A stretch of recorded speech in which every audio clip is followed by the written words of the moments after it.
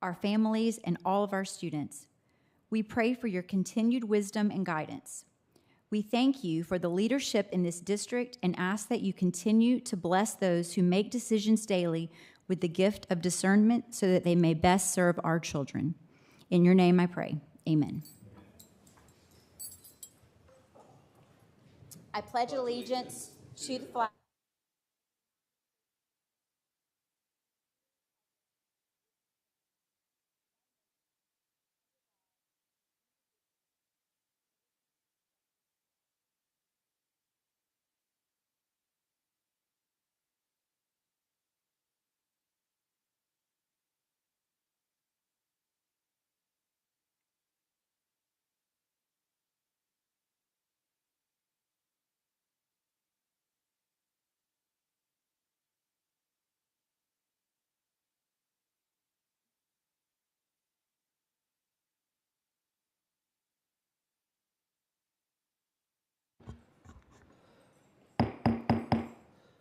Good evening, everyone.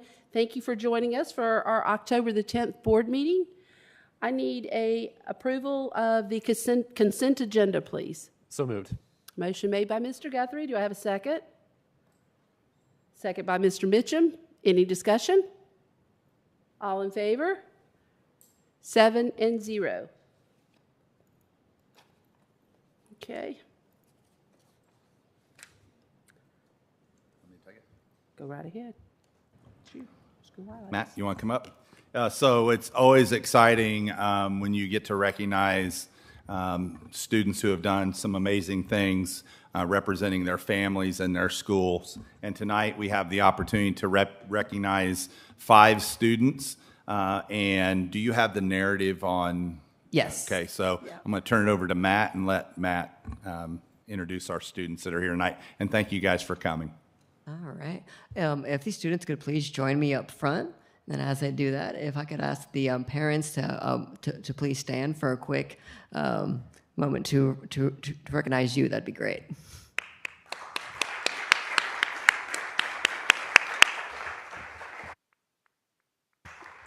All right, these are National Merit honorees. They are from Ashley Ridge High School and Fort Dorchester High School.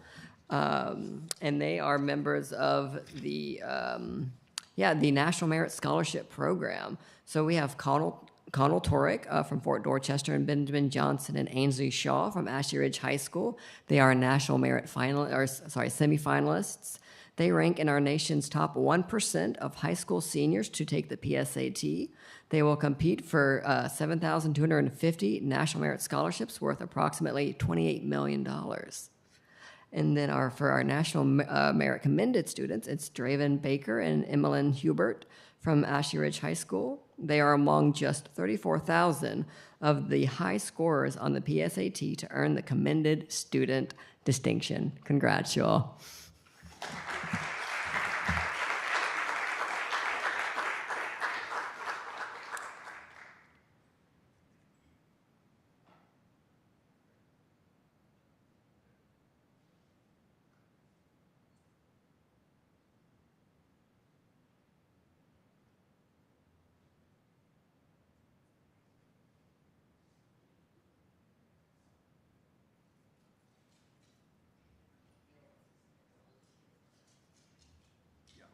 You know, I just wanted to say something to the parents. You know, this is amazing because not every school district has students that qualify for this, let alone for us to have 5 in our district. And I think it just says a lot of the families and a lot for the hard work you've put in. This isn't something that's easy to achieve. It's not just simply, you know, good grades over the course of a couple years. It's a commitment to your education. So really, honestly, you guys should be very proud of your kids. I know you are, but I just wanted to say it publicly as well. So good job.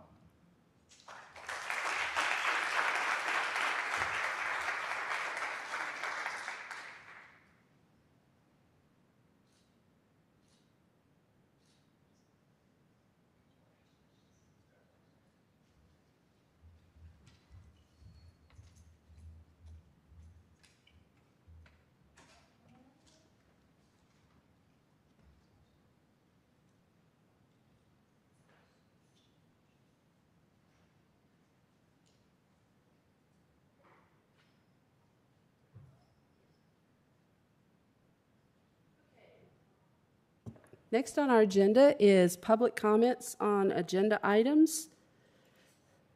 And first up is Jason Brockert.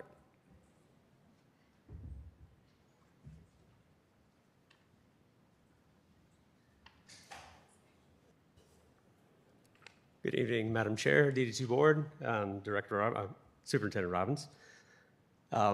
First off, one of my last comments about board docs and accessibility. Reviewing tonight's agenda and having the policies for first reading, having that linked in there, having the PDF available, having the marked up PDF so that we can actually read through and give some comments, that's fantastic. So I did take a moment to read through the policies that are going to be for first reading. I do have a few comments on there. First one is ARIJOAR field trip.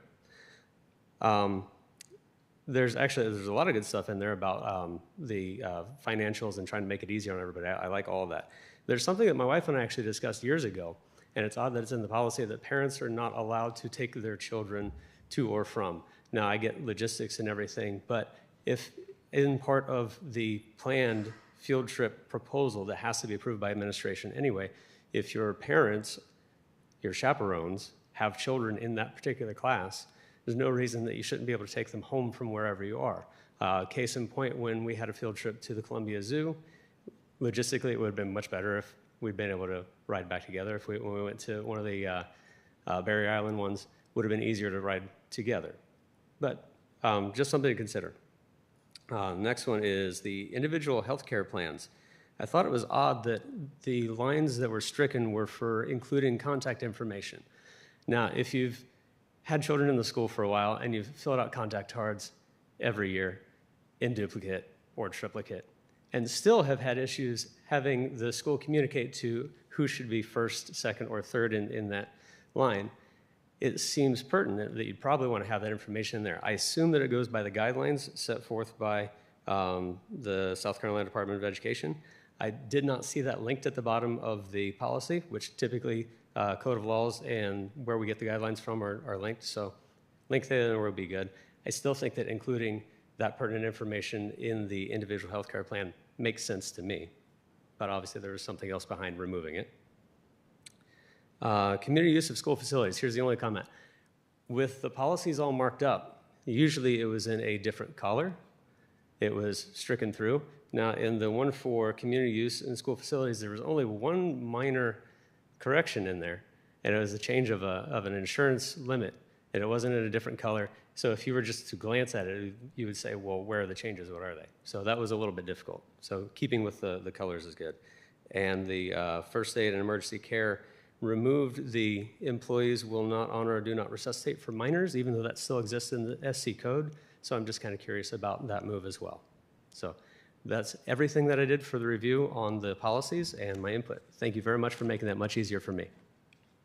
Thank you, Mr. Brockert. Okay, that's all of the public comments on agenda items. So we will move down to our chairman's report. And we're going to begin with our Dorchester 2 Education Foundation report, and I'm going to ask Ms. Wimberly if she will lead that for us.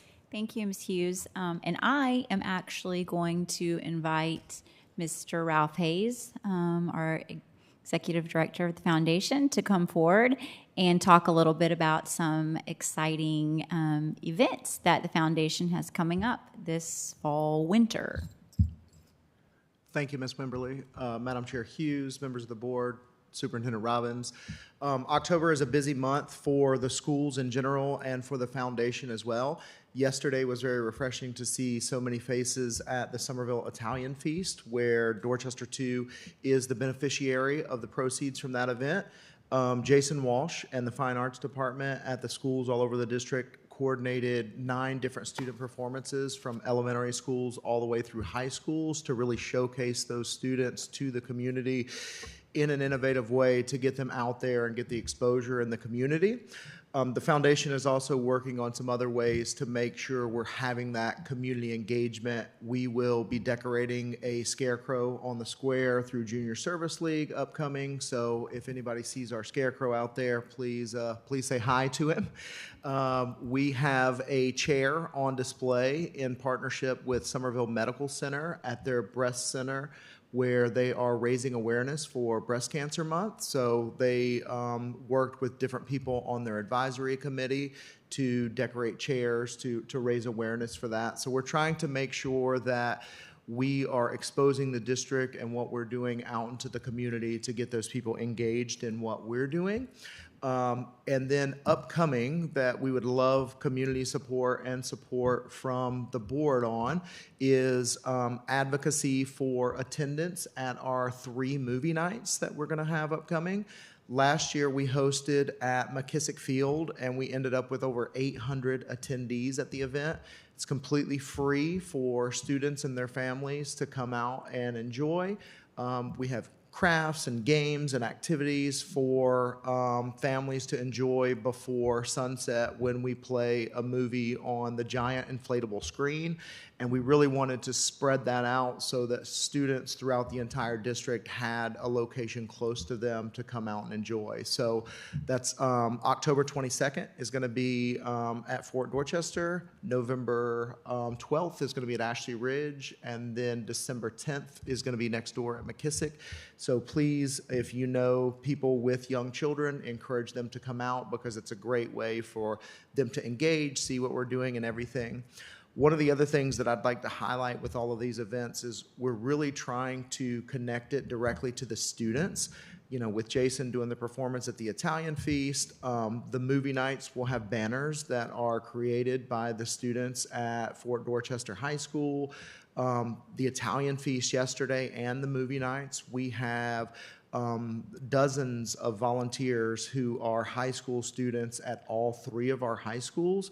So it really gives them an opportunity to give back and engage with the community. And we're excited to hopefully showcase them and give them experience other ways like that. But we just wanted to let you guys know about those events. And we'd love for anybody who has any children, grandchildren, family members, students to make sure they come out and enjoy. Could you give us those dates one more time? Yep, absolutely. So the first one is at Fort Dorchester High School, and that is the 22nd of October. Mm-hmm. The next one is Ashley Ridge. That is November 12th. And then the final will be at McKissick. That is December 10th. So would also like to thank the athletic directors at the 3 high schools and Mr. Drake, the district athletic director, for coordinating with us so that we could make sure that those events didn't interfere with athletic schedules or band schedules or anything else that we have. So we were able to hit all 3 different areas when it wouldn't be an interference to the school. Very good. Thank you. Thanks, guys. Any other comments, questions?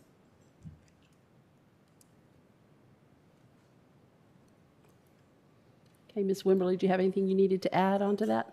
I'm good. Okay. Thank you so much. We appreciate the report, Mr. Hayes. Okay, also, board members, please take note of the upcoming workshops, conferences that are going to be held. The first one will be October the 13th. That's Beyond the Basics. That registration has closed, but I don't know if there's anything that's available. If anybody's had any kind of change of plans, we may be able to try to get somebody squeezed in. There's some people drop out from time to time, and there's things that may become open. But that one is October the 13th. Risky Business is in Hilton Head, I think. Isn't that correct? Hilton Head? Yeah. The Beyond the Basics was the one we were just referring to. That one, what is the location of that one? Lee, do you remember? Is that the Columbia one? Okay, it's in Columbia. Then the Risky Business one is October 26th through the 28th. That one's the Hilton Head one. That registration is still open, so if anybody's interested in that. Then you also have the Legislative Preview webinar, which is November the 2nd. Legislative Conference, which is December 2nd through the 4th. And the Annual Convention, which will be February 16th through the 19th. So go out to the website and take a look at those And if there's any of those that you're interested in, please get with Ms. Smith on those so that we can, as soon as registration's open on some of those, so we can get you registered. Ms. Lee, have you got a list of what we've signed up for so far? Will you let us know? Thank you. Yeah, if you're unsure of that, yeah, just get with Ms. Smith afterwards or whatever, and then we can just make sure that we get everybody in that needs to be in or wants to be in there. So, okay, next on the agenda is our superintendent's report. We're going to start off with the celebrating principals. Yeah, good evening, Madam Chair, members of the board. Happy Monday.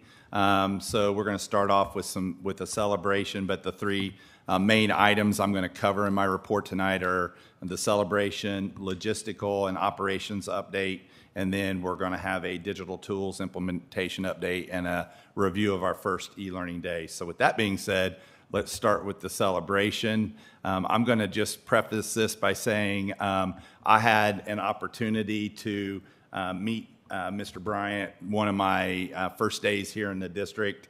And so I was excited to hear that he had been recognized and asked to be the,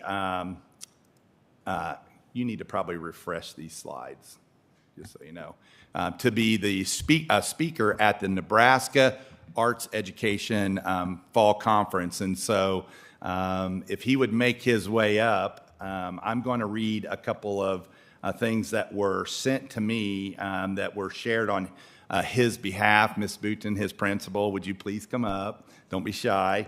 But, you know, it's always exciting and encouraging when one of your own is recognized, not just for the good works they do here, but how they give back to the profession. So here is just a couple of the comments that I received. The first one came from one of the attendees, and it said, "Daniel definitely brought joy to the conference, and we will spread it forth. Thank you for the amazing keynote and for being you. You are amazing." Another one came from Hillary George, and it said, "I enjoyed myself so much. Thank you for being so receptive. Have a wonderful school year." And then, you know, you'll see some pictures of him presenting, and I have several more that said many of the same things, but I'm certain that his principal will share those sentiments as well. And there's a microphone over there that you're more than welcome to use if you would like to say something and be on his behalf. Yes, please, please. Well, Mr. Bryant is nothing less than amazing. He not only is an art teacher, he is an inspiration to many. He hosts one of our after-school clubs where he motivates more than 50 young men to be the best that they can be. They come in on Mondays all dressed in coats and ties just to model after Mr. Bryant. He loves me talking about him, I know.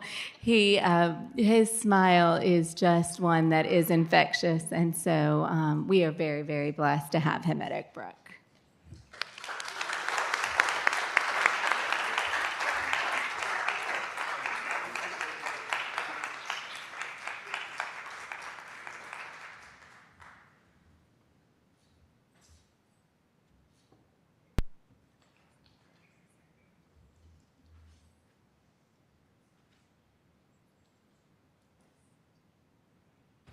I'm telling you, if you've ever had a student that's had the pleasure of being in his class, he's amazing. So appreciate it. So moving on, you know, I wanted to provide the board with a maybe.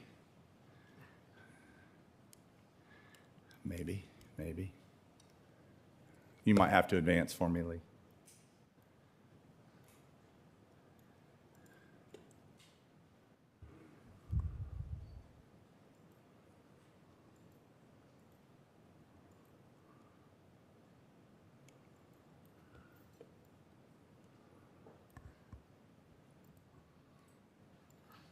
Thanks for your patience, because this is important.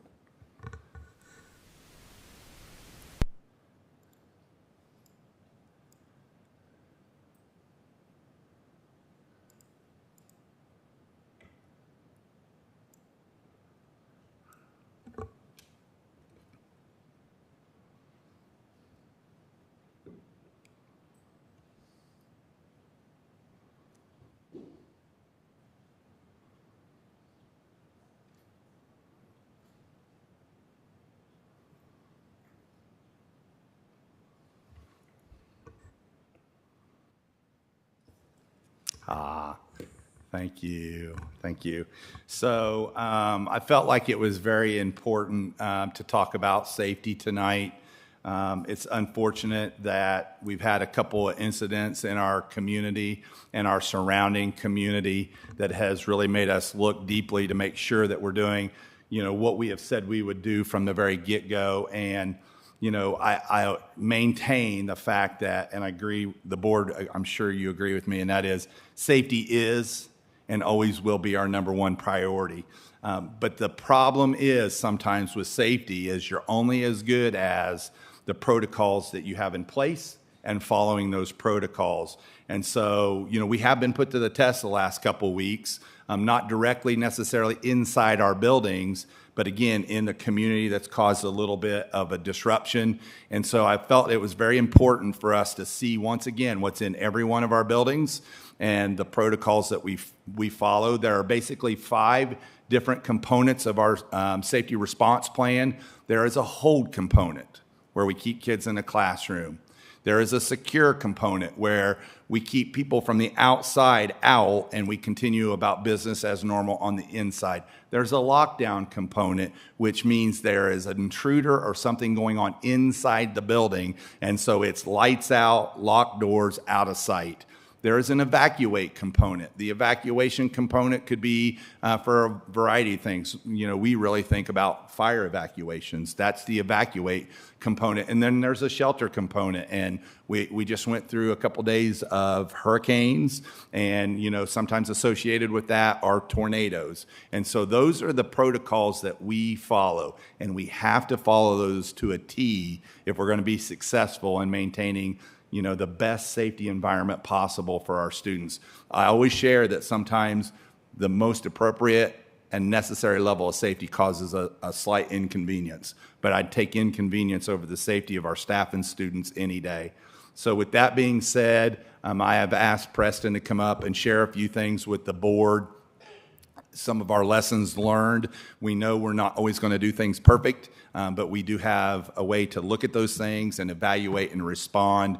And one of the other things that is on the next slide that he'll probably talk a little bit about is what we sometimes refer to as our reunification plan. So with that being said, I'll turn it over to you, Preston. Thank you. Yeah, so as Dr. Robbins was explaining, we use a standard response protocol that's nationally recognized. It's a standard process that takes place all over the country. It was developed, I believe it was out in Texas, in response to something that happened out there, and it's called I Love You Guys. And it's something that we use, Dorchester 4 uses it, Charleston County, Berkeley County. We all follow that same model because it really is a good system. We've done a great job in this district of teaching our teachers and staff what to do in the event that something were to happen in one of our schools and we had to have an emergency response and we had to evacuate that school and go to an off-site reunification. But I stress to our folks that this is a continued learning process. This is not something that we can train on one day and we can talk about one day and, oh, I got it, because different scenarios present themselves and we have to be able to adapt and apply the principles of this response plan to whatever that scenario is. Fortunately for us, the things that we've had to respond to lately have actually been community-based events. So we've had, and I'll give it a somewhat specific example. Last week, we had an incident out in one of our neighborhoods where the police were investigating a crime. Our buses could not run to those areas, so they had to return to the school with the kids, and we had to do the reunification process at the school. It affected a middle school and a high school. One of the schools did a great job. They recognized it for what it was and said, okay, this is now going to be our reunification point. We generally tend to think of the reunification as being somewhere off-site because something happened at the school. Well, this school in particular did a great job. They said, okay, well, there was an emergency. We brought the kids here. We're going to treat this just like our reunification plan. They followed the plan to a T, had no issues at all. Another school addressed the problem, got the kids, everybody got home safely, fortunately, but they didn't follow the plan because they didn't recognize that as being an on-site reunification. So we already had planned on October 21st, bringing all of our principals, and each school also has an administrator that serves as a safety officer. Luckily, this has been in the works for a couple of weeks already. We're bringing them back in on the 21st, and Andrew Decker standing back there, he's kind of our SRP expert. As I've I've laid that on him to learn the ins and outs of all of it so that he can really train our folks. So he and I are going to meet with each safety officer and the principals of each school on the 21st and talk about some of those other scenarios. I feel very, very confident that if something happens in one of our schools, we are going to be able to address it and handle it like professionals and like we've done this over and over and over. It's those other scenarios that we really have to talk about and address. I also wanted to mention that tomorrow in this room, I have a meeting with Dorchester County Emergency Management, as well as all of our first responding partners. So fire, EMS, leadership from town of Somerville and Dorchester County as well. And we're going to start the process of planning an active shooter response exercise. And really, the good thing about doing an exercise like that is that it's not just active shooter response. It's for anything that happens within the building. That bomb threat evacuation, that fire, the boiler room explosion, I always use that when that happened over at Somerville, probably 15 years ago now. Any event like that where we're going to have to reunify, all of our partners are going to be involved in that. So it's important that we all know what role we're going to play. So we're meeting tomorrow to discuss that and start that process of looking at what that plan is going to look like. So I look forward to sharing those updates with you. I'm sure we'll be recruiting a lot of the folks in this room to come help out with that, whether we decide it's a tabletop or an actual exercise at one of our buildings, like they did in Berkeley County a few years ago. Mr. Shope and I have also talked several times about some incidents that we've had on buses and how this plan can apply to that, and some training that we can do with our bus drivers to kind of give them the tools that they need to be able to deal with some of the common situations that they encounter while they're out running their routes, and hopefully resolve these a little faster, get kids home on time, and kind of settle some of the angst that parents sometimes have when a bus is stopped for 20 minutes because they're dealing with that issue. So you guys have any questions for me?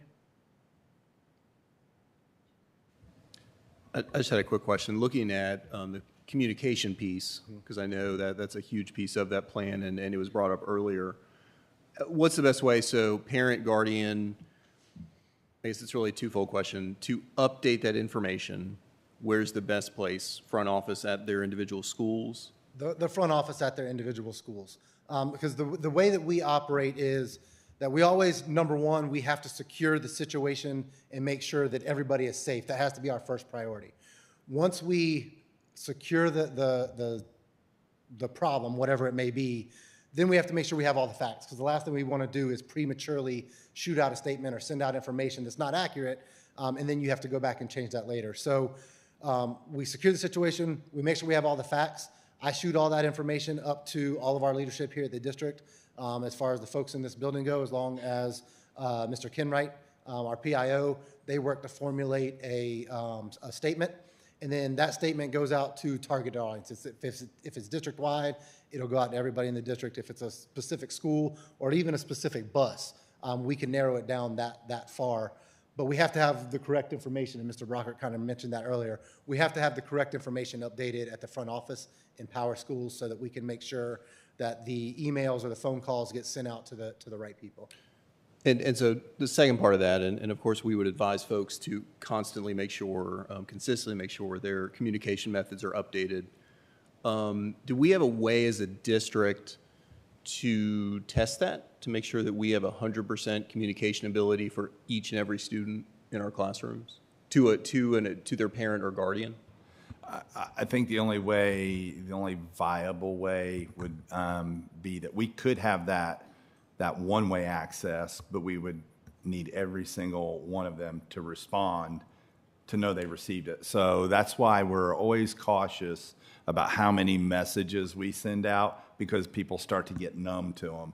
And so if we, well in advance said, we're going to do a communication test to make sure everybody's receiving information, and this is what we need. I mean, we do it in the military. They have you respond, with just either a Y or an N. Yep. We could try to do something like that, but the validity of it is going to be based on the people who actually would respond. Yeah, and I just don't know, at least once a year, something like that, so we can try to get 100% communication. I think a good time to do it would be after registration, as soon as we start school, as part of that, beginning of the year kickoff. And Dr. Robbins and I, believe it or not, it is his number one priority. We talk all the time. And he's done some things in other districts that he's been in, and there are some technologies available that will help us with that if we can get to that at some point in the future. But it's technology that is integrated with PowerSchool and our visitor management system, as well as our emergency management system, that will help to push those alerts out. If you have the app, you'll get the alert, as long as you are one of the people that's designated to get that specific alert. So there are a lot of options to kind of go down. There's some very, very good technology out there that he and I have talked about, and that I know he's a big champion for. So that could be something in the future that helps to avoid, not having an updated number in PowerSchool. It puts a little bit of the responsibility on the parent to download that app and make sure they've tied into the right school. But I think that's a good kind of way to double check it. So the school's doing it and the parent's doing it, and it's instead of just one secretary trying to put in all that information. And just one other very quick thought, it gets interesting because what will happen 9 times out of 10, we all know this, an incident will occur, and of course kids nowadays, they've got their phones, they've got communication methods. Something gets out, whether that's true, false, somewhere in between, some sort of information gets out from that site to the community, and next thing we know, we're getting emails, holy cow, I can't believe what's happening over at the school. Meanwhile, exactly what you were saying earlier, Preston, you're trying to formulate the correct message, the factual message. So that's the tricky part for us, making sure we put out factual information. Yeah, I've had phone calls from parents that are friends of mine before I even knew what was happening. They said, hey, what's going on at such and such school? I'm like, I have no idea. Because the people at the school are trying to make sure that they have a grasp on what's going on and make sure the building is safe before they even reach out to me, because those are really the people with the boots on the ground. So yeah, there's been times where the school has it under control. They just have not gotten to a point where they can send that information out yet. So really, we try not to create a panic. But yeah, I've heard all kind of crazy things coming from parents that kids have sent, and kids don't know. Kids are hearing it from other places, so I don't blame them either, because they're hearing things, and it builds fear in them, so they send it to their parents, which builds fear in their parents. So I get it. I've got 2 kids in the schools too. But yeah, we try to make sure we get out accurate information in a timely manner, rather than just getting information out fast. Well, Preston, can I just say, I have noticed this year, we're not getting as many emails. So I feel like whatever's going on within the school, it's getting to the parents. Maybe the parents are doing what they're supposed to quicker. But I appreciate that, because whatever you're doing, I have seen a lot less emails when we're getting them. Especially Dr. Robbins will immediately send us a text, which we all appreciate. But I do think that things are better, and I don't know if parents are just back in the routine after COVID or whatever, but thank you for that, because I think it has calmed a lot of people, their insecurities about safety down. And I get that as a parent and a grandparent, so I want to thank y'all for that. Yes, ma'am. Back to what Justin, from what he was saying also, there's only so much you can do with all these kids with cell phones now. They're going to scream the first time they see something or hear something, and so I know that'll be an interference for you to get the right information. But, there's only so much you can do, and we realize that. But like Tanya said, we appreciate all the information you've put down and all the efforts you've made in making the protocol like it should be, and we appreciate that. Well, I think, one thing that you both kind of alluded to is, and I hope that parents will understand, we are not trying to hide anything. We put out as much information as we safely can so that we can eliminate all of those questions and concerns. So I hope that if we continue to do that and we continue to prove that we're putting out all of the information and it's accurate, that we can build some trust within our school community and within our parents, that if they get a text from their kid, they may understand, okay, they're in a classroom, there's a bigger view, maybe they don't have all the information. Let's give it 10 minutes and see if we get something from the school that's got a little more accurate information in it, rather than panicking. But I understand that also takes time for us to build that trust. So we will continue. We do a great job with our leadership team of really talking things out, putting together statements. Those statements get kicked back and forth 4 or 5 times sometimes to make sure we're putting out exactly what needs to go out so that everybody knows exactly what happened. And hopefully over time we'll build that trust within the school community that they'll give us a little bit of grace to get that out so that they get the right information. Can you just kind of briefly let us know what the process is when we're doing a drill? What is the process for notifying parents and that kind of thing, that it's simply a drill and not an actual emergency? So anytime we do a drill, whether it's announced or unannounced, before we start the drill, we are supposed to send out, the school is, a phone dialer or an email or both, say, hey, we're getting, not fire drills, but a lockdown type drill. Fire drills, we do one a month, we do those all the time. But a lockdown drill can create a lot of panic if people aren't aware. So our schools are supposed to send out a statement right before we start one, and they post a sign on the door, on the front door, says we're conducting a drill. And then that way parents know that if they get a phone call, well, I just got a phone call 30 seconds earlier, it said they're doing a drill. So that there's a little bit, it eases their mind a little bit. Any other comments or questions? All right, thank you. Thank you. The next update is a transportation update, and I wanted to supply the board with some information. I think I talked a couple of board meetings ago about part of the challenges we face is our routing software, and the state is going to a new software called Traversa. They're actually changing the name of it, but we'll use Traversa for right now. We asked to start the training ahead of time, so that our people were skilled and ready to go. It takes a lot of groundwork to get this software ready, because you have to get all the addresses uploaded into the software so that it can do the routing for you. You have to be trained to use it, and like I said, we're going through that training right now. And the other thing we're discussing is a bell time study to take a look to see what can we do with what we have to be the most effective and efficient with our time and transportation. So I'll turn it over to Dr. Wilson and Mr. Shope. I think Dr. Robbins has covered everything that we have to say. That's a good summary of all that we have on the paper. But we have started the process of preparing for next year. So it's Tyler Technologies is the name of the company, and they are looking to change their name to not the name of their company, but the name of this particular program and software to student transportation. So the orientation and onboarding training for new state transportation system, to date, we've done 9 hours of the 12 hours of training for the product orientation. Our next session is tomorrow. We have another session that I believe runs 3 hours as well. Yes. They will provide us a support plan once we get to the end of the training cycle. And also, this system is web-based and can be accessed from anywhere that you have Wi-Fi. The system can automate some of the reports that have to be done between the district and the state, and it also contains a parent app as well as a website for parents. So I think having options of the app and the website will be great for our parents. And it also has a student ridership component, which will provide a tablet for special education buses that give turn-by-turn directions as to where students live and where to pick them up from. As far as the training cycle, there are many pieces to it. There are actually 6 different sections in the training cycle. The first part is called the orientation. The next part is called student transportation, where they actually talk to us about the advanced software components. Then we have the advanced AVL, which is a vehicle location and geotab, so that we will know where every bus is at all times.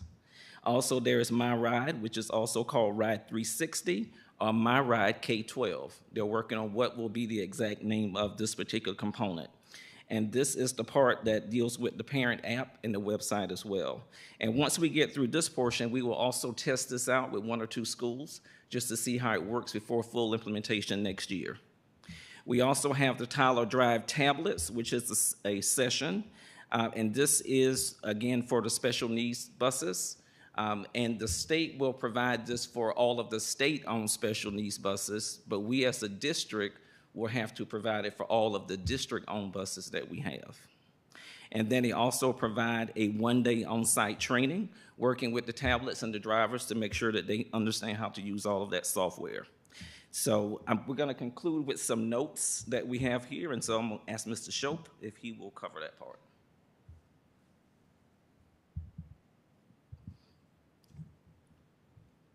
So the first one is about bus ID tags. We currently use a system for kindergartners through 2nd graders so that we have the right change of custody from school to bus to parent. Put that in place the second year that I was here. It works pretty well.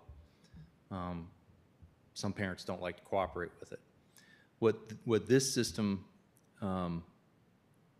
has the capability of doing is using it for everyone with an RFID card that you can scan on and scan off the bus. So that's an optional piece from what the state is going to provide initially. If you talk to the Director of Transportation at the Department of Education, he envisions a time when they will provide that hardware and those pieces for us, but they're not there yet budget-wise. It may be something that we want to consider for security reasons, because you would be able to see where any student got on and off a bus.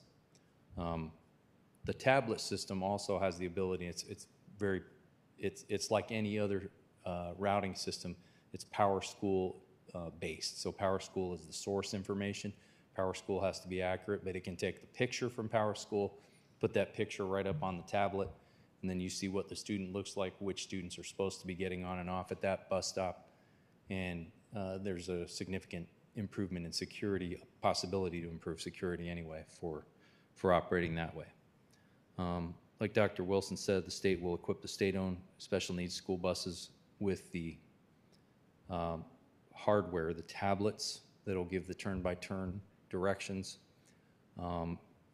and all of the state-owned school buses with what they call GeoTab, and that's the GPS device itself. For our school buses, the district-owned school buses, for example, the Rawlings buses, we would need to purchase the GeoTab units and the subscription service, which is probably about 20% of the cost of what we're paying right now for GPS tracking, because we have our own GPS units that we've installed and the service that we get from Edgelog on all of the school buses right now. So we would need to purchase the GPS units for the district-owned school buses. That's about 50 buses, and then the tablets for the special ed to start.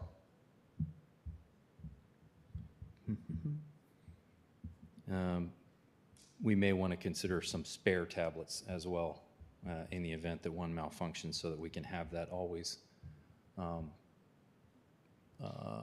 our special ed buses. And again, we would definitely like to see at some point all the same tablets and equipment on all of the general ed school buses, as well as the, not just special ed. We think it would enhance the anxieties that parents have. It would enhance the security of the students, and it would alleviate the anxieties that parents have about not knowing which buses are where. This system should be smart enough to know the route that the student is on, and it's actually tracking the student. So whichever route the student is assigned to, it's smart enough to know John is on this route 100, and when the parent is following the bus for that student, they're going to see that bus, and there's no changing. So right now, the current system, you have to follow a physical bus, and if that physical bus breaks down or changes for whatever reason, they've got to follow another physical bus, and we have to send them a message. This system is smart enough to just do that automatically. It's transparent to the parents. They're following their children, and that's the information they get, is just, here's the bus with your child on it. Another piece that we learned today that I think may change our paradigm is that website and the app, getting all the parents onto it. They won't have to call us. They won't have to look up on our website. We won't have to publish bus routes. They will know that their child is assigned to Route 100, for example, and here's the bus stop and the times. And then they see it. Nobody else is able to come on the website, on a public website, and look at all the bus routes and go, oh, look, here's the way this bus routes. So that would be a communication between parent and student with this system. So we think that sounded, I just learned that this morning, so I think that sounds very promising for security for security's sake. And then the Bell study, we're going to work out, I think, tomorrow with the lady when we do our training to figure out when the Bell study stuff. Yep, we've got another session on Wednesday to do that separately, but we'll have that figured out with the Tyler Technology folks. But this looks very promising as far as we're concerned. All of our supervisors and routers are very excited to move to an up-to-date system. Mr. Shope, can I ask something? Because it sounds like the futuristic is here, and it sounds amazing. Minus the state incurred cost, do you have a ballpark figure what something like this would cost our district? I had a quote, but I do not recall what that was going to be. It wasn't enormous. I don't know if Tina remembers that, but I know for the GPS service, currently we pay about $90,000 a year for the service. And like I said, the state is going to provide most of that. Mm-hmm. We have about 50 district buses that we would need to provide that for, and I think it's going to cut that by about at least 70%. Well, it's worth having the safety aspect of it. Yes, it is state provided for that part, that the additional equipment that we would want on 150 other buses, the tablets specifically. I don't recall what that cost was. It wasn't enormous, but I don't remember it. Tina doesn't either. We'll have to look that up for you. Okay, thank you. We have asked them to give us the, I like to say the Cadillac version, give us all the bells and whistles of the extras that we may have to pay for, and then let us come back to the table and decide what we can actually afford Thank to you. do. Mr. Fung? Justin? Okay, go ahead. Sorry. Well, I'm a little confused. I'm sorry. Okay, so can you explain again what's included in what the state is giving us? Sorry, I know that's kind of what so is it just on the special ed buses? I just got really confused. I apologize. They're implementing a completely new routing system, and so they're going to give us the routing system, and that's for all the buses. That's for all of the buses. All the state-owned buses. They're Okay. going to supply all of that. For the special education buses, they're also going to supply a tablet, and I like to call it a handle or stand for the tablet to dock when it's on the bus. They're going to supply all of that, as well as the geotab and all of those things for all of the state-owned buses.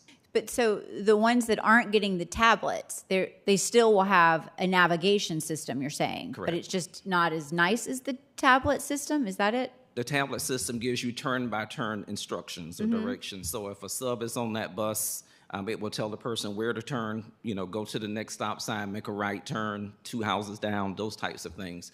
Otherwise, they will simply be going by the same type of method that we use currently. And so for all of our district-owned buses, we would need to equip them the same way as the state-owned buses so that all of our buses could be equal. So is the new navigation system from the state better than the one we have, or is it just potential some cost reduction because they're providing it for some of the buses? Everything that we've seen so far has been wonderful. It's better. It's much better than what we currently have. As a matter of fact, we've been trying to figure out if we can borrow, if you will, things from the old system to put into the new one to save some time. But unfortunately, our current vendor is not allowing us to do that, so we're going to have to build from scratch. Okay. I'll just add that the new system is so much better because the old system's antiquated, and they've not stayed up with the times, and so they're refusing to do that because it's a cost to build that infrastructure, with that technology. And it's a much more robust system. People have used Edgelog. I know Mr. Doherty used it years ago in his district. I've used it. We've gone away from it to a more robust, more accurate system for routing.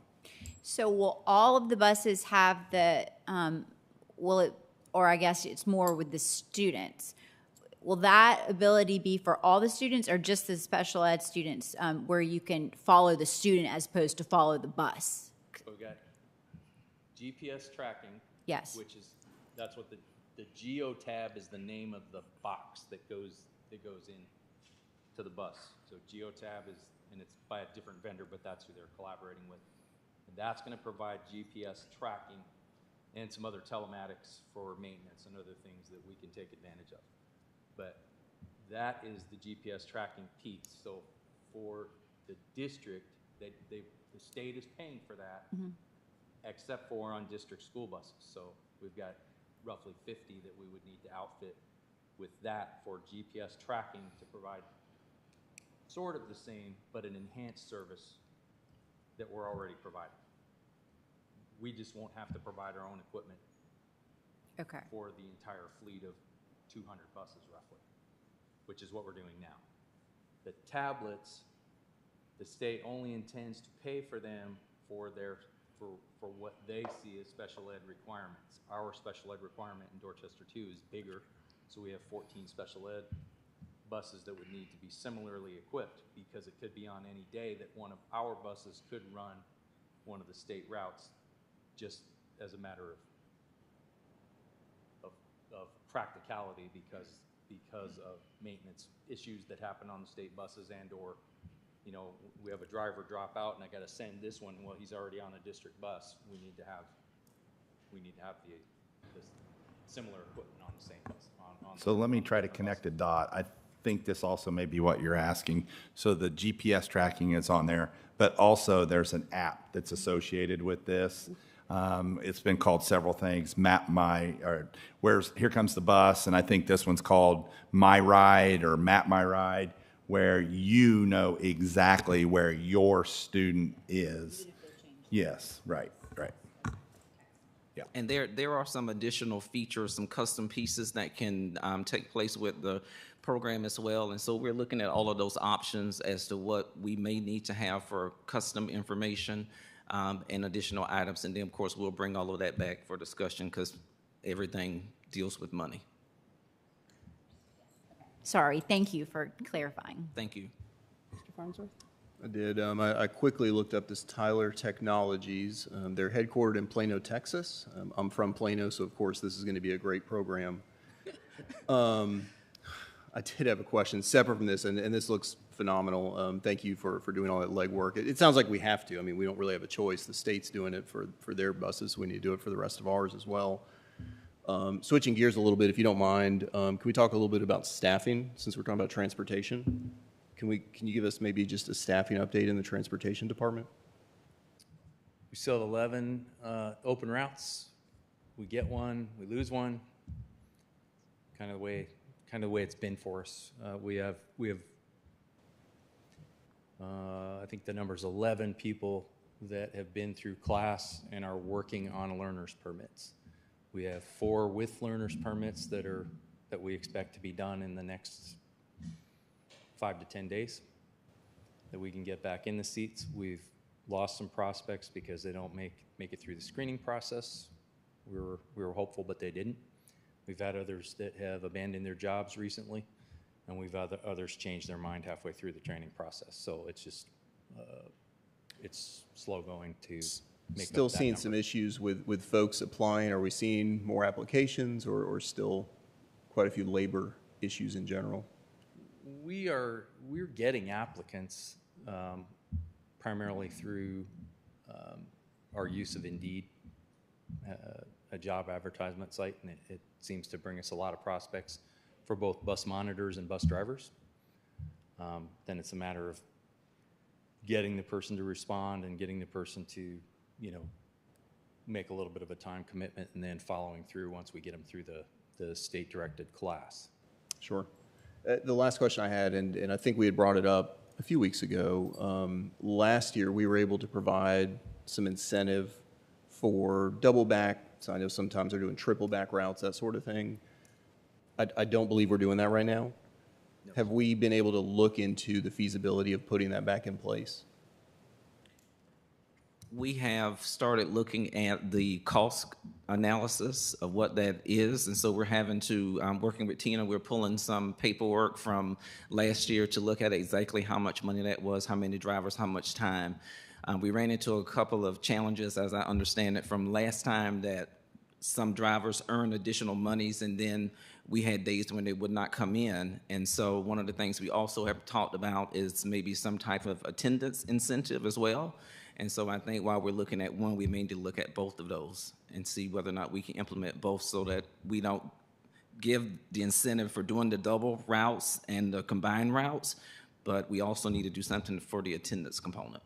Yeah, and of course, just speaking for me personally, I think that's a huge, I would tell you from the transportation folks, I've heard over and over and over, we did it last year, and it causes a lot of heartache, and again, it's not necessarily their fault. We're having some issues hiring, and they're having to do these double back and triple back routes, and it's a lot of work.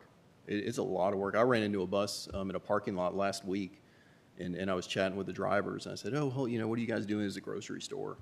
And they were going in to use the restroom because they don't have time. And that's tough.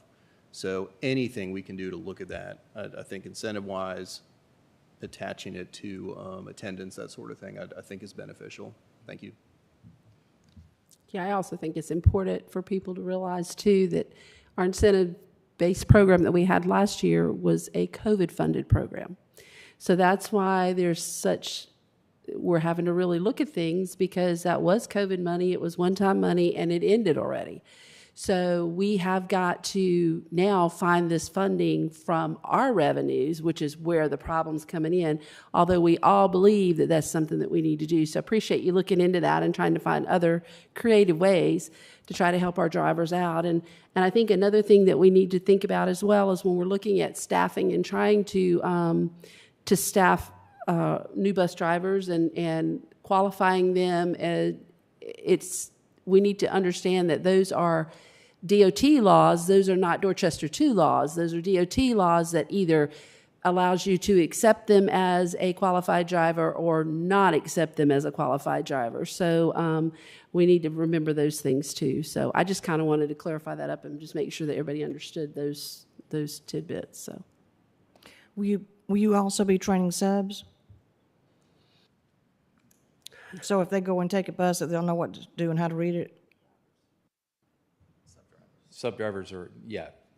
Anybody that is a sub-driver goes through the exact same training as any other bus driver. So we do have a number of people that are what we would call occasional or part-time substitutes that will call us and say, I'm available, Monday through Wednesday in the afternoons, and we'll take it because we always have an opening. Thank you. Anybody else? Nope. Thank you. Done?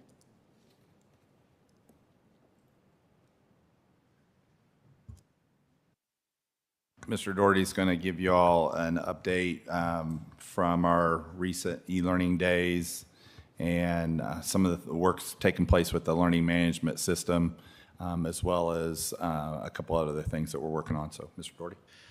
Madam Chair Hughes and members of the board and Dr. Robbins. Basically, as you're aware, hurricane season's June 1st to November 30th. I've found that out as somebody living in the north. I got my first badge, I was told. But again, trying to prepare, again, our team has been preparing for inclement weather in case something like this has happened. And so one thing we just got over was 2 e-learning days that we did because of the inclement weather of Hurricane Ian. And so what we did was just want to give the board some information of what is e-learning, what does it look like, what does it feel like for our parents, for our students, and our teachers. And so, again, our team has been working basically at the beginning of the year to try to be prepared for this. And so the first slide you'll see talks about the code in South Carolina. And right now, schools may use only 5 e-learning days throughout the school year. And those are for inclement weather or emergency situations. Also, they cannot be used for planned days on the district calendar. For example, in a previous district I worked at, we use those for flex days or for professional development. But these can only be used for inclement weather. Also, districts must have 3 makeup days in your calendar, and we currently do have that. And one of the questions was, if we burn through all 5 e-learning days and then go through our 3 makeup days, what do we do? Those days will be made up at the end of the year unless the governor comes out with a waiver. And so that's kind of the parameters that we've had that have been set for us. You can also see the hours and minutes of daily instruction for K through 8 students. And then you can see the same hours and daily instruction that is required for grades 9 through 12. And then moving on, when you're looking at the concept and models, When we went through COVID, we did a model which was synchronous, which is live. Right now we use Microsoft Teams, and that's when our teachers got on. Students had pretty much a schedule as they would go, a bell schedule, and they'd have to get on Microsoft Teams.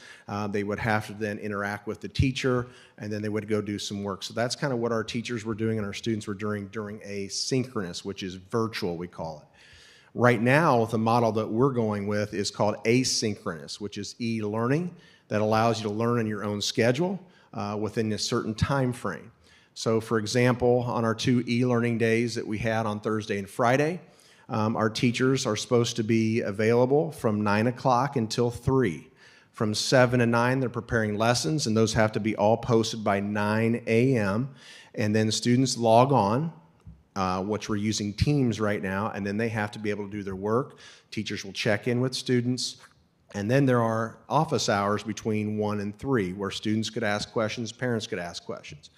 However, those office hours, if a student or a teacher will email a teacher, they still will respond even if it's not during those office hours between 1 and 3. So again, e-learning is supposed to be continuous work. It cannot be a canned lesson or something, an emergency lesson plan. It is going to continue with the learning that is supposed to happen in that classroom the next day. So if they're learning a concept on photosynthesis, they will need to continue to go over that lesson the next day, not a canned lesson. So that is what a true e-learning model is. And so, our DD2 e-learning plan. So again, we're using the asynchronous model to deliver lessons to students. And you can see our teacher schedule from 7 to 9 a.m. The prep time is for daily lessons. 9 a.m. is all lessons are posted via Microsoft Teams and Schoology.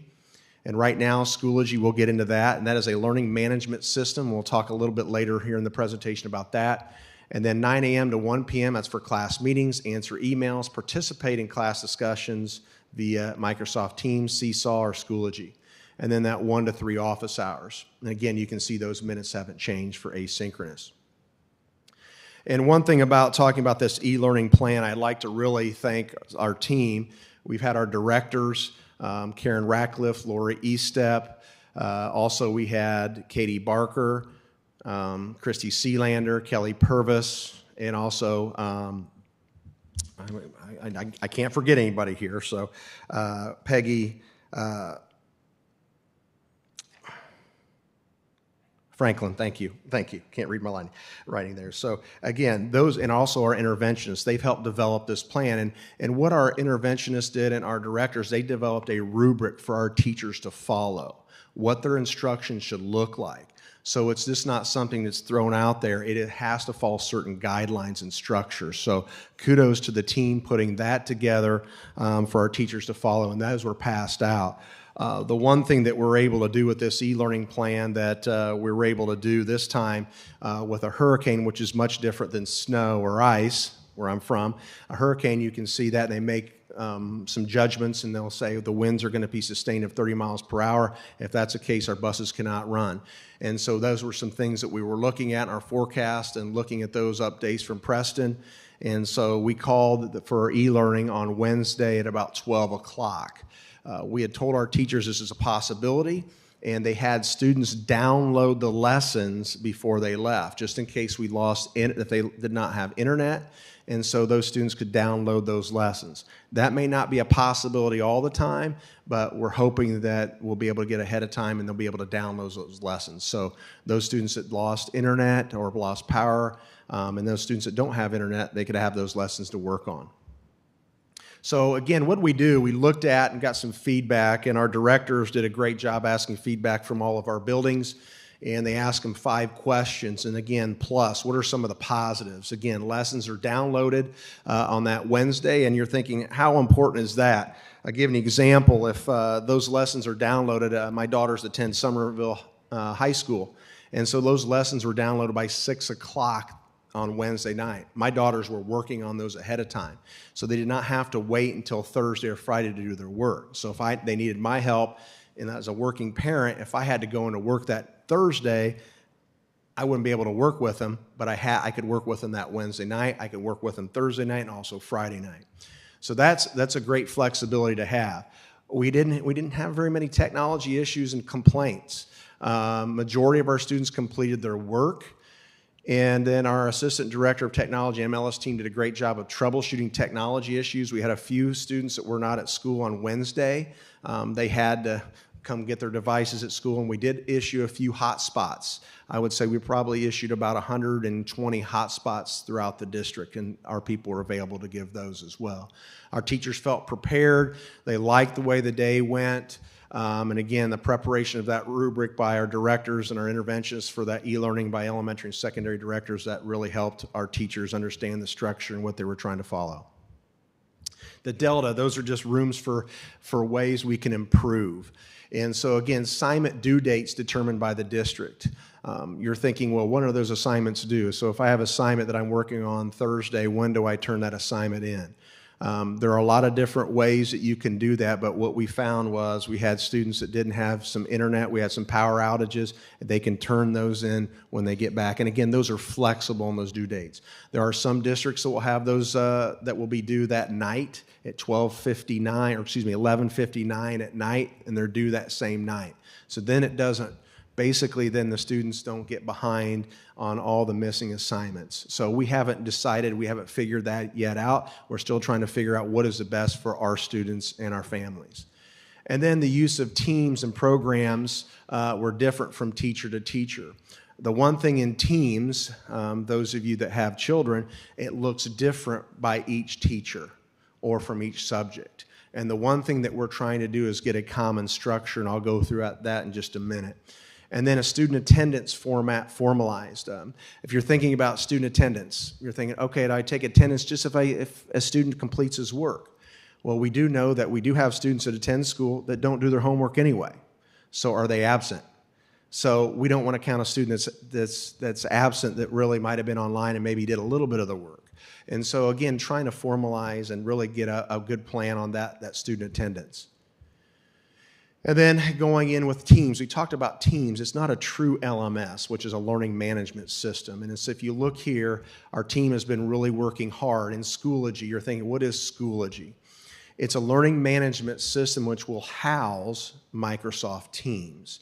And I'm going to talk to you a little bit more about what that is, but Schoology has been purchased for the last 2 years for districts throughout the South Carolina. And they have purchased it again this year for our district. And one thing that we're looking at, we're going to try to implement this starting next year, and they're not sure if the state will fund this, but if they do, it'll be at a discounted rate, they believe, at $6 per child. And so, but again, a school management or learning management system is very important. And you can see how our team is planned out. We plan backwards, and you can see where we're trying to have this fully implemented by the fall of 2023. Yes? I was looking at the hours for the K-8 students. Yes. You don't really expect a kindergartner to sit there that many hours.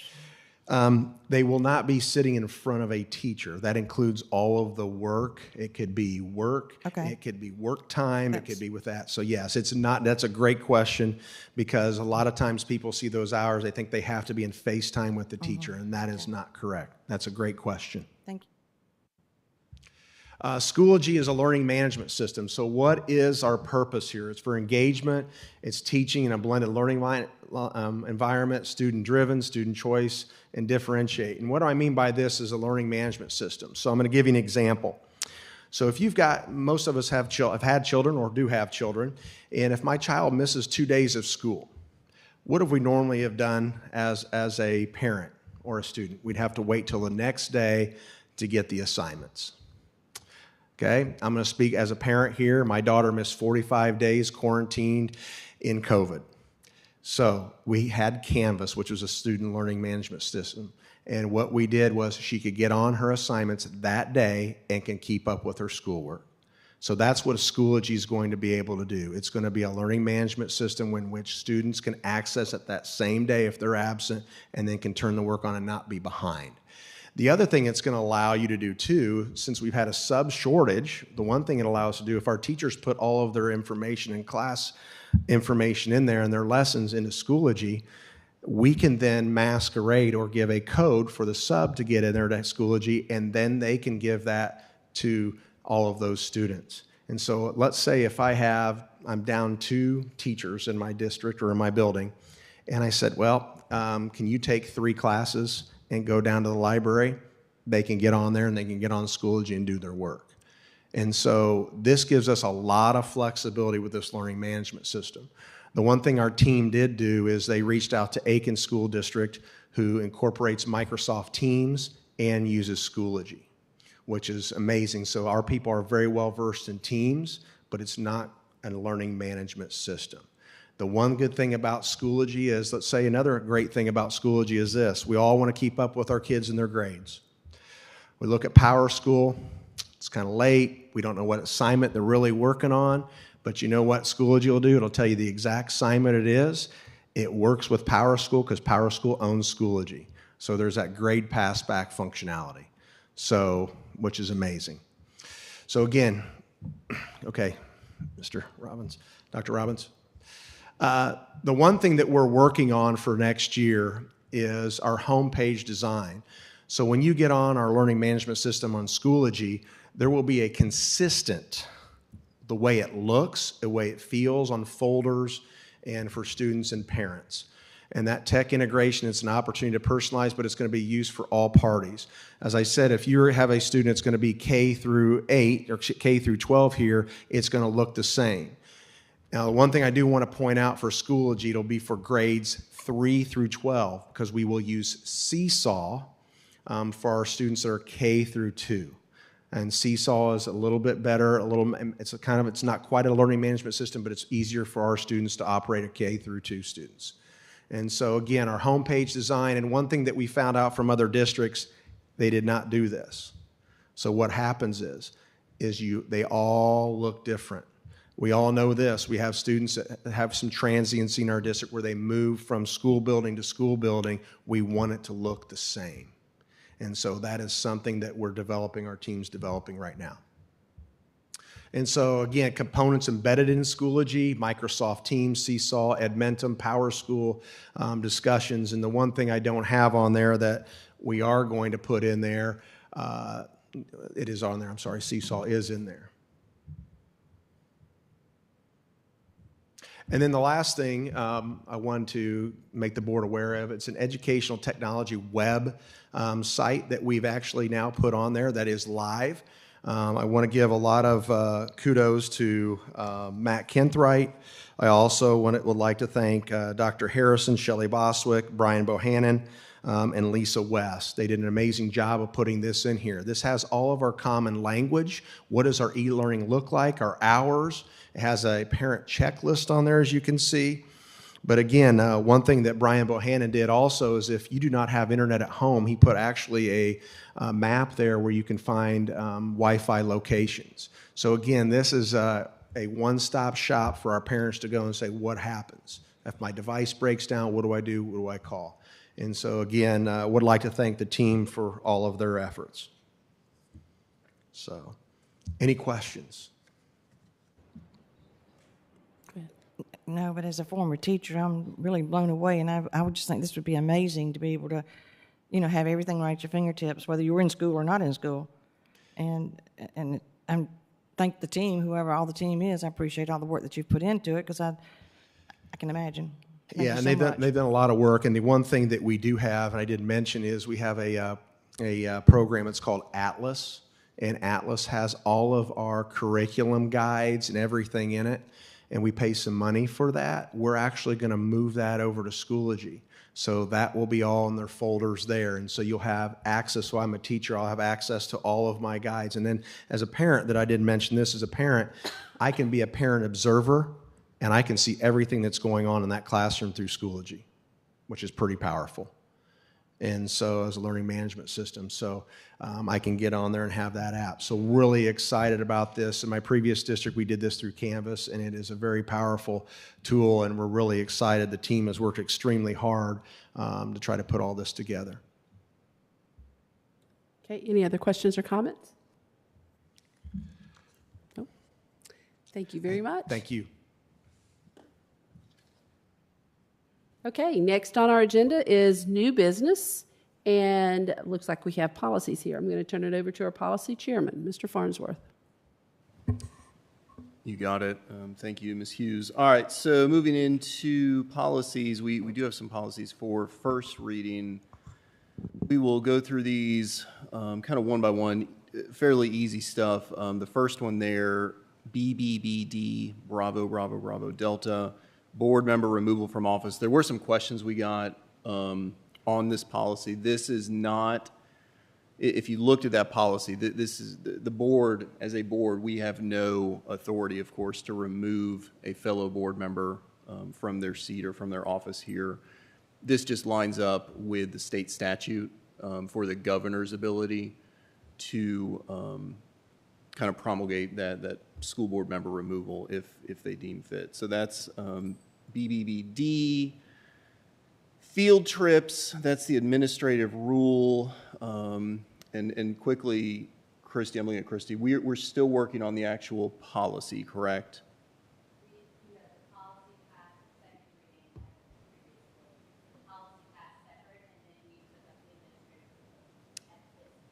Okay, because I don't think, and I could be wrong, I may be looking at an outdated copy. I don't think we've updated the policy itself.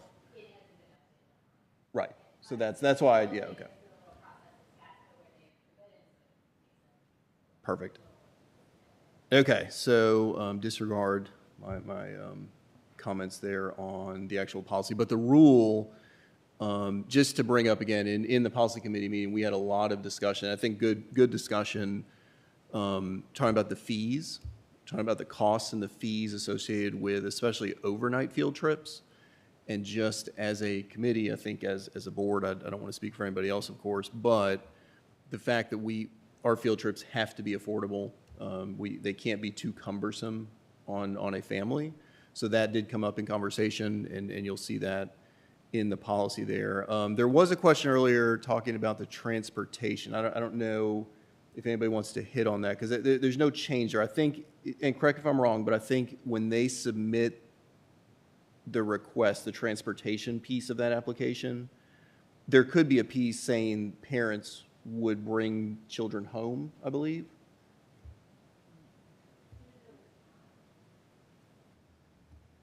I mean, I'm not saying that's the norm. I'm saying that would be an exception, because I know we've brought our children home from field trips. So generally, it should be that they return in the same method that was indicated on the application.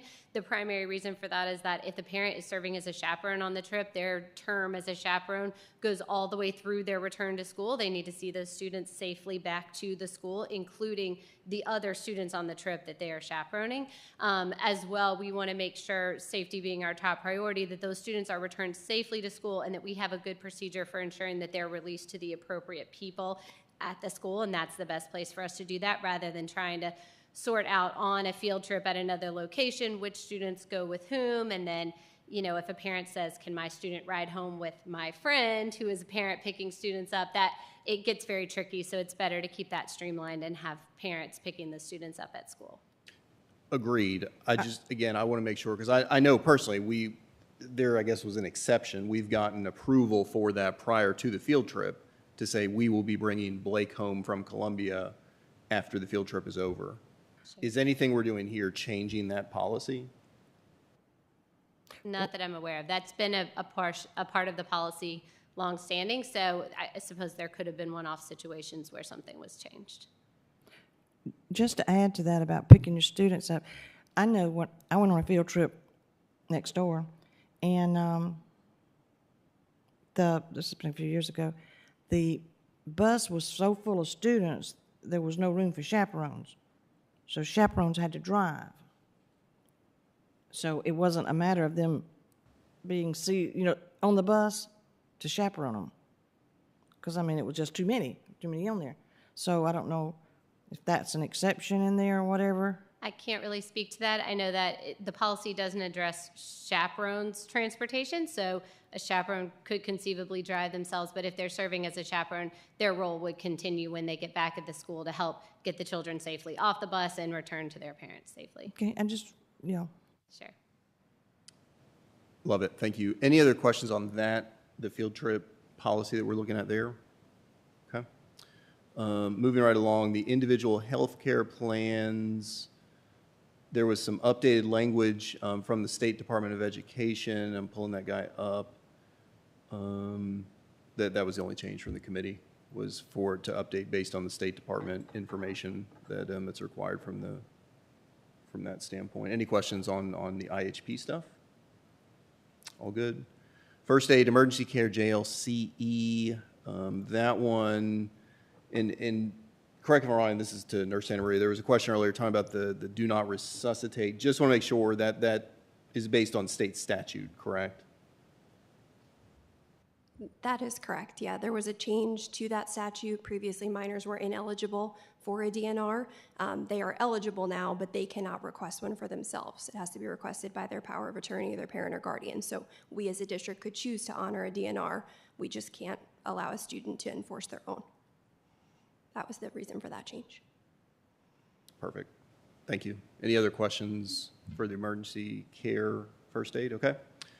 Student fees, fines, and charges, policy JQ, Juliet, Quebec. That one specifically, and that again is to update based on state statute. There is a line in there, hopefully folks saw it. And again, this is coming from legislation dealing that the district can initiate efforts to recoup monies owed to the district. However, the district will not use a debt collection agency to go after those funds. That's an unfortunate part of the education business we're in, and I will put a quick plug in. Thank you for all of we have a lot of generous donors. I know that at the end of the year, we'll take care of a lot of those charges, so I just want to say thank you to all those folks for helping those kiddos out. Any questions on JQ? All good. And then the last one, so the community use of school facilities, that one is back before us, policy KF, the rule, Kilo Frank. That one, of course, did go through policy. I think it was just back in July, not that long ago. We had some community feedback immediately upon instituting that policy, dealing with the insurance specifications. And so we are changing that back to a coverage limit of 1 million, 2 million, to be fairly consistent with the way we've always done business. So just basically changing that's the only change in there. Why it wasn't redlined, I don't know. I think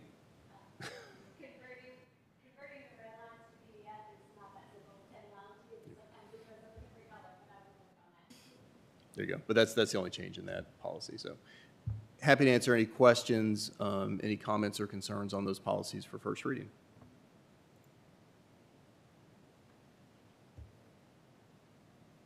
Submit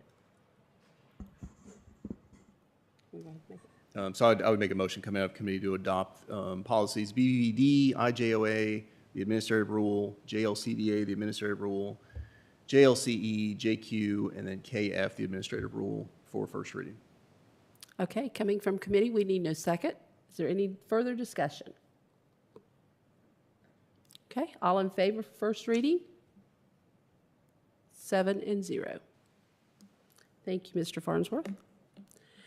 Okay, next on the agenda is our public comments. And first up, and I think I saw her leave, Ms. Christine Schaefer. Did she leave? Okay, so Ken Greenstreet.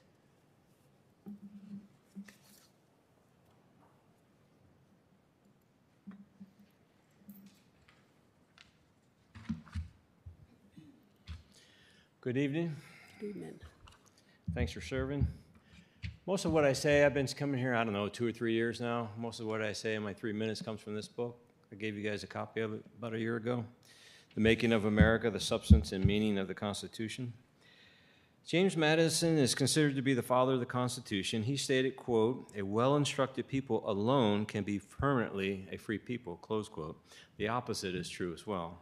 Thomas Jefferson stated, "We in America do not have government by the majority. We have government by the majority who participate. All tyranny needs to gain a foothold is for people of good conscience to remain silent." When first elected to the Virginia legislature, Thomas Jefferson's first act was to introduce legislation with a formula for abolishing slavery by peaceful means within 1 generation. Though unsuccessful in his first effort, he tried to further encourage the emancipation process by writing it into the Declaration of Independence that all men are created equal. His first draft of the Declaration of Independence included language blaming the King of England for bringing slavery to America. That was stricken because of protests from South Carolina and Georgia. Thomas Jefferson was an intelligent man. He knew slavery could not be abolished overnight. He knew the economy would collapse, and that would open America to foreign attacks. For a modern example, California just banned the sale of gas-powered vehicles in 2035, 13 years from now. If they are so harmful to the environment, why not ban gas-powered vehicles now? It's simple. It would harm California and America's economy. The founding fathers were in a similar dilemma. Yet we saw Thomas Jefferson's statue removed last year from New York City Hall. I saw in the news today that St. Louis is preparing to sue Hyundai and Kia over the fact that their cars are too easy to steal. No mention of any effort to hold thieves as young as 13 accountable for their actions. Some Americans will never appreciate America until they have helped destroy it and have then begun to suffer their consequences. Thomas Sowell. We are fighting an uphill battle caused by the disintegration of the American family. Violence in schools, kids that have no desire to learn, avowed Marxists operating under the deceptive name Social Democrats. We are not doing enough to prepare our youth to intelligently defend the Constitution and the freedoms it gives us. What can we do? A good starting point is to actually read the Constitution several times in high school. Also, do not allow presentism to creep into teaching. I just heard this term. Presentism is judging past events based on present circumstances and ignores the factors surrounding a past decision. A simple example would be a person judging and criticizing their 5-year-old self about the pajamas they wore as a young child based off of their adult mentality. That's it. Thank you. Thank you, Mr. Greenstreet. Okay. Well, looks like we're not having an executive session, so I need a motion to adjourn. Motion to adjourn. Motion made by Mr. Guthrie. Do I have a second? Second by Ms. Crosby. All in favor? 7-0. Thank you, everyone. Have a great evening.